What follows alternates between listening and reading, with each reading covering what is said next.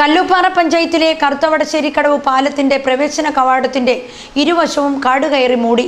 ഇതുമൂലം ഇവിടം സ്ഥിരം അപകട മേഖലയായി മാറുകയാണ്. കല്ലുപ്പാറ പഞ്ചായത്തിലെ കറുത്തവടശ്ശേരിക്കടവ് പാലത്തിലേക്ക് കയറുന്ന ഭാഗമാണ് കാടുമൂടി കിടക്കുന്നത്. റോഡിന്റെ ഇരുവശവും ഏകദേശം 150 മീറ്റർ ഭാഗത്തോളം കുറ്റിക്കാട് രൂപപ്പെട്ടിരിക്കുകയാണ്. പുറമറ്റത്തു നിന്ന് പാലത്തിൽ കൂടി മറുവശത്തേക്ക് കടന്നാൽ എതിരെ വരുന്ന വാഹനങ്ങൾ കാണാൻ കഴിയാത്ത വിധം കാടുമൂടി കിടക്കുകയാണ്. അതുപോലെ തിരികെ പാലത്തിലേക്ക് പ്രവേശിക്കാൻ തുടങ്ങുന്നിടത്തും കാടുമൂടി കിടക്കുകയാണ്.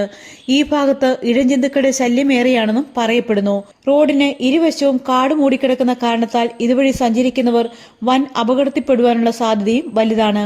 അതിനാൽ ഈ ഭാഗത്തെ കാട് വെട്ടിമാറ്റുവാനുള്ള നടപടി സ്വീകരിക്കണമെന്നാണ് നാട്ടുകാരുടെ ആവശ്യം.